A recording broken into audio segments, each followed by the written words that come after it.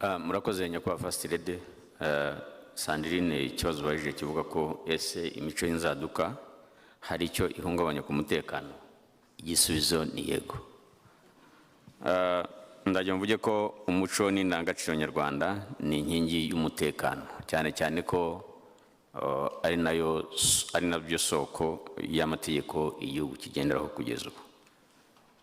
Kugeza ubu ndagira nsobanure ko igihugu gifite umutekano kandi wizewe. Urugero natanga nuko hari ubushakashatsi bwakozwe n'urwego rw'igihugu rw'imiyoborere RGB, Rwanda Governance Scorecard, bwashyize inzego z'umutekano ku gipimo cyo hejuru ndetse zibona n'amanota angana na 95%. Ibi rero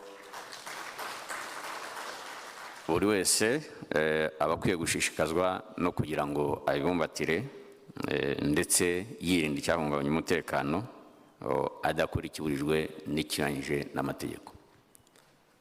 Ibi rero bishobora no gutuma abantu bibaza kubera iki izo nzego zigera kuri icyo gipimo.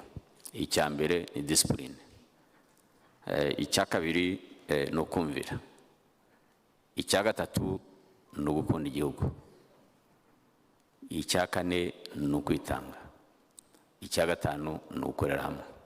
Byumvikane ko n'ibindi byose byaramuka bishaka kugerwaho nk'uko nabambajije babivuze.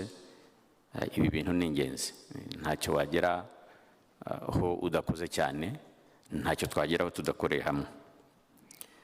Gusa hari impungenge yuko ukurikije ibyo tubona hanze hano muri bamwe muri sosiyete nyarwanda, mu bato mu bakuru, yuko hatari igihindutse bishobora guhungabanya umutekano, bigasenya ibyagezweho ndetse bikanabangamira kugera ku cyerekezo twese dufite cyangwa se igihugu cyifuza.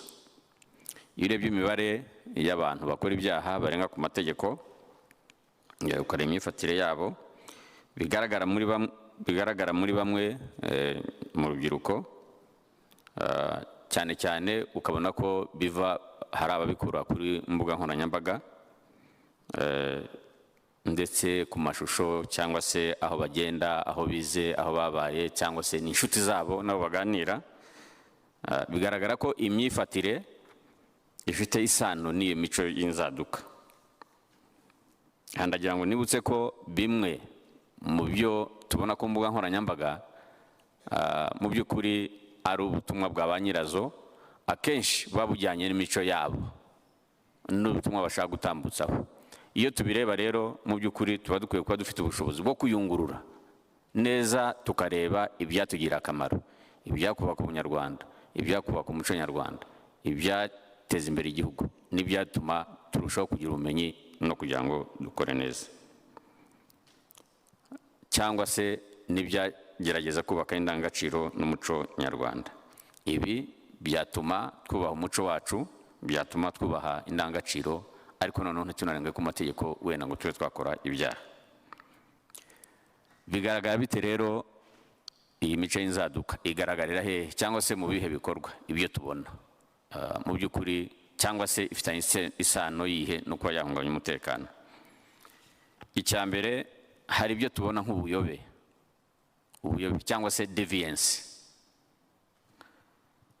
Aha ubuyobe bugaragara kenshi muri bamwe mu rubyiruko cyangwa se no mu zindi ngeri z'abanyarwanda, aho usanga abantu bafata iby'abandi bakabirutisha umuco cyangwa se n'indangagaciro nyarwanda ndetse n'amategeko tuba igihugu kigenderaho. Ibi bikaba rero intandaro yo kubona hari umubare ufatwa na polisi mu bikorwa byayo bitandukanye byo kubungabunga umutekano, bagaragara muri ko mu by'ukuri hari icyo kibazo cya deviance cyangwa se cy'ubwo buyobe. Nagira mvuge ko mu bantu bari hirya no hino muri bigo ngororamuco cyangwa se muri transit centers, navuga nk'abantu bagera mu 13,000 ngubu, bagaragaza iyi mico cyangwa barafate muri iyo mico bisa naho ari imico y'inzaduka. Bigaragara ko intandaro yabaye kutubahiriza umuco, kutubahiriza indangagaciro, bakarinda barenga ku mategeko bagakora ibyaha. Icyo ni ikintu gikomeye cyane. Icya kabiri ni ugutagatifuza ingeso mbi n'ibyo ukuye ahandi no kwigana ibibi ubyita ubusirimu.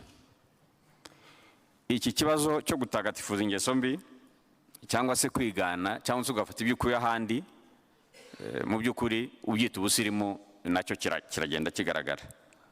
Hari nk'ubusinzi bugaragara, gukoresha ibiyobyabwenge, imyambarire imwe n'imwe idakwiye, kutumvira, kunanirana n'ibindi. Ubundi ubusirimu bukwiye kuba kumvira cyangwa se no gukora ibyo ushinzwe ukabikora igihe kandi ukabinoza, cyangwa se waba unashoboye ukanarenzaho. Ibyo waba uri umusirimu, uri smart nyine, ukora ibyo usabwa n'ibyo ukwiye. Ariko rero gukora ibya binyuranye n'ibyo sosiyete yemera cyangwa se n'iby'amategeko yemera ntabwo byaba ari ubusirimu. Icya gatatu ni ikijyanye n'imvugo z'inzaduka. Izi mvugo z'inzaduka zikoreshwa na bamwe nanone mu rubyiruko, bigaragara ko zitiza umurindi imyitwarire mibi ihabanye n'umuco ndetse ishobora kubashora no mu byaha. Natanga ingero ni nyinshi ariko ndagerageza gutanga ingero nihuse. Nagusarura twara bivuze yuko ushobora wakora ibyo ishakiye ibyo ari byo byose, niko mbitekereza, kubera yuko n'ubundi ntabwo wamenya igihe uzagendera cyangwa uzitabira Imana. Nta myaka ijana yo wumva yuko nta n'ikintu cy'icyizere ushobora kuba wiha no mu byo ukora, kandi mu gihe tuzi yuko mu by'ukuri imyaka y'uburambe ku banyarwanda yazamutse igenda inazamuka. Ibyo rero wakumva yuko mu gihe twumva ko hari urubyiruko cyangwa se hari abato bakura bagomba gusigasira ibyagezweho, utiyizeye nawe wumva ko ntacyo wabikorera, nta n'uruhare wagira. Nta gikwe ni imvugo nanone ikunze gukoreshwa, aho bamwe bavuga yuko umuntu yakwiberaho ko yibereyeho, nta kindi areba, ndetse ntanatekereza no kuba yanashinga n'urugo kugira ngo azagire abamukomokaho. Ubwo murumva rero twebwe niba generation y'abakuru hari n'iy'abatoya, kandi hagomba kuba umurage no gusigasira ibyagezweho ndetse no kubiteza imbere ukurikiye icyerekezo cy'igihugu, wakumva ko nyine ntabwo byaba bigishobotse. Tubinywere, hari n'imvugo yitwa tubinywere, bari babivuze ku bintu byo kunywa inzoga, aho ikibaye cyose ku muntu agomba guhamagara na bagenzi be bakabinywera. Nyine uhembwa umushahara, tubinywere. Washatse, tubinywere. Wabyaye, tubinywere. Wabonye umwanya, tubinywere. Tubinywere ikaba tubinywere. Urumva ko nanone ibyo bintu byo byose kigezeho kinywera, abantu bazahura muri za celebration cyangwa se mu by'ukuri ntibazabona umwanya wo kugira ibyo bakora. Byabereye hehe? Iyi mvugo nanone ikunze gukoreshwa aho abantu bahurira hamwe, bamwe mu rubyiruko, aho ugasanga bagahamagarana babazanya aho bari bunywere ari benshi, cyane cyane bagendera mu bigare cyangwa se mu magurupe. Ni yare ni nanone n'ibyo nari nsigaranye cyangwa se nari nsigaranye 10,000, reka nanone bazana icyo twinywera, hanyuma n'ubundi ntawamenya. Hahire rimwe, mujya mwumva imvugo ivuga gutwika. Imvugo yo gutwika hagashya nanone irakoreshwa cyane cyane abantu bagendera muri ibyo bigare bagamije gutegura ibirori byo kunywa inzoga, bagasinda ku buryo bigaragara buri muntu wese ubona. Iyi mvugo rero cyangwa se inzivugo ni inzaduka, nazo mu by'ukuri zisa naho zidahesha agaciro umuntu n'ibyo akora ndetse n'ibyo ateganya kugeraho mu minsi iri imbere. Bigaragara ko n'ubundi ari ikibazo gikomeye. Ikindi ni uko nagira mvuge ko hari cyo kutubahiriza inshingano kirimo kugenda kigaragara kuri bamwe. Ibi bikavamo kwitana ba mwana igihe umuco n'indangagaciro nyarwanda bitubahirijwe kubera wenda ababyeyi cyangwa se abarezi n'izindi nzego z'umutekano cyangwa se zitandukanye zifite inshingano mu gihe zitakorewe igihe. ndatanga urugero. Twebwe ababyeyi tubona abana bacu bafite ingeso mbi, tukavuga tuti izi ngeso mbi bazigiye ku ishuri. Tukabaza abarezi, izi ngeso mbi abana bazikora ku ishuri. Ababyeyi batoya, twebwe ntabwo twigisha ingeso mbi, twigisha imibare, twigisha siyansi, twigisha indimi. Ntabwo twigisha ingeso mbi, ahubwo izi ngeso mbi abana bazikuye mu ngo. Abandi nabwo tukavuga tuti ariko se polisi ikora iki? Kuki itabuza izi ngeso mbi aba bana banywa ibiyobyabwenge, b'abasinzi, ubuzererezi n'ibindi byose bakora? Polisi nayo ikavuga iti iyi mibare yose mwavuze ifatirwa mu bikorwa bitandukanye, mu businzi, mu buzererezi, mu kunywa ibiyobyabwenge, ni ukubera ko aba bana nta burere bafite, mu miryango ntibabareze, no mu ishuri ntibabigisha neza. Iki kibazo cyo kwitana wa mwana kigomba kuganirwaho, kikabonerwa igisubizo ku buryo buri rwego rukora inshingano, bityo ejo hazaza h'u Rwanda hakaba heza. Ikindi ni generational conflict. Ngeranyije mu rurimi rw'Ikinyarwanda nabyise kutumva ibintu kimwe hashingiwe ku kiragano. Ibi bikunze kuvugwa n'abantu batandukanye, ariko cyane cyane aho bamwe mu babyiruka bashobora gutekereza bati ibyo ababyeyi batubwira bicyuye igihe cyangwa se birashaje, ntabwo bikigezweho, ntabwo bijyanywe n'igihe. Nge ntekereza ko ubundi nta generational conflict ikwiye kubaho, kubera ko abakuru icyo bashaka kuraga abana ni igihugu gitekanye, ni igihugu giteye imbere, ni igihugu gifite ubumwe, ni igihugu kigendera ku mategeko, ni igihugu aho abanyagihugu bafite ubupfura, bafite discipline, bakagikunda, bakagikorera, bakacyitangira.